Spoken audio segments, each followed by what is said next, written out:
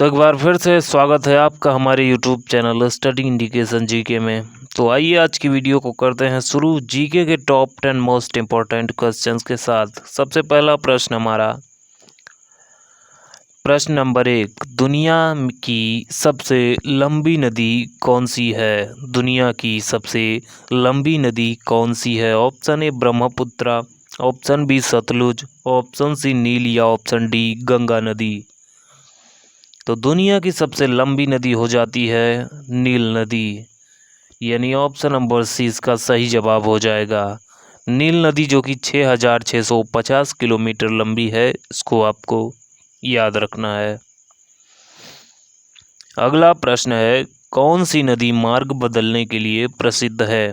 कौन सी नदी मार्ग बदलने के लिए प्रसिद्ध है?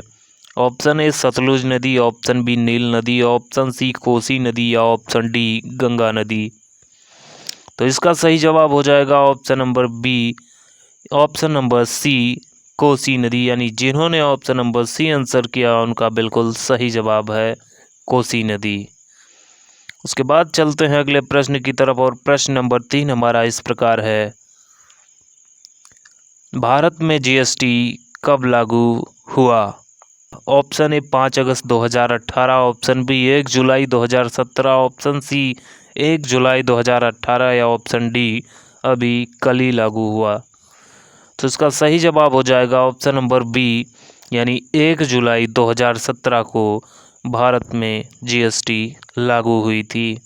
उसके बाद अगला प्रश्न हमारा है, भारत के किस राज्य में गेहूं की खेती नहीं होती है?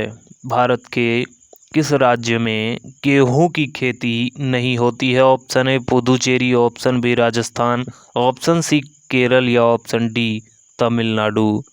तो इसका सही जवाब हो जाएगा option number D Tamil Nadu.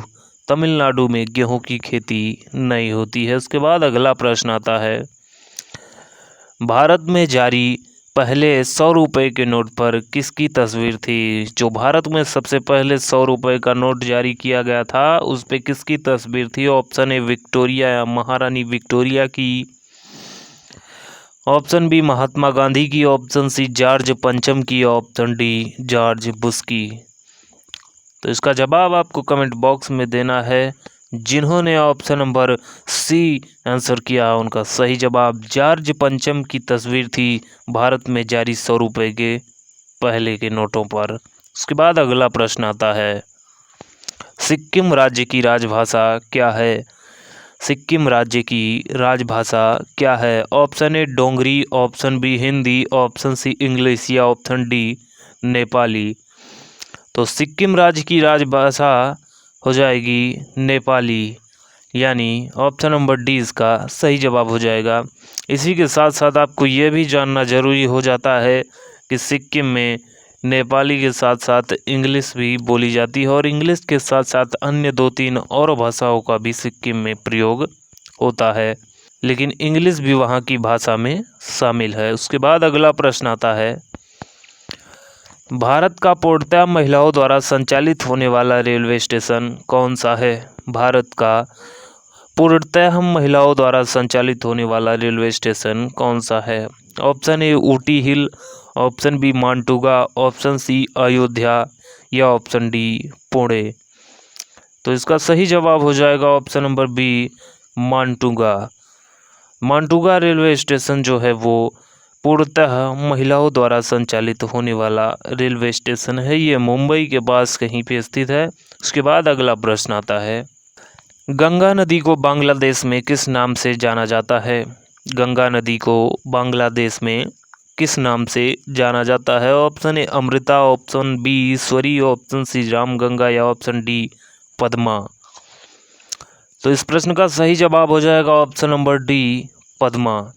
Ganga नदी को बांग्लादेश में पद्मा के नाम से जाना जाता है। उसके बाद अगला प्रश्न हमारा आता है, प्रश्न संख्या 9, भारत में कलर टीवी की शुरुआत कब हुई थी? भारत में कलर टीवी की जो शुरुआत है वो है कब हुई थी? ऑप्शन ए 1857 ईस्वी, ऑप्शन बी 1947 ईस्वी, ऑप्शन सी 1943 ईस्वी, ऑप्शन डी 1962 ईस्वी। तो इसका सही जवाब हो जाएगा 1962 ईस्वी, यानी भारत में कलर टीवी की जो शुरुआत हुई थी वो 1962 ईस्वी में हुई थी। उसके बाद अगला प्रश्न आता है,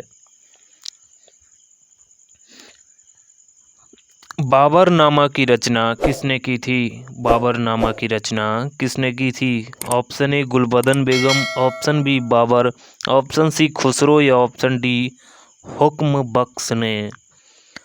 इसका सही जवाब हो जाएगा ऑप्शन नंबर बी, बाबर ने। स्वयं बाबर ने बाबरनामा की रचना की थी।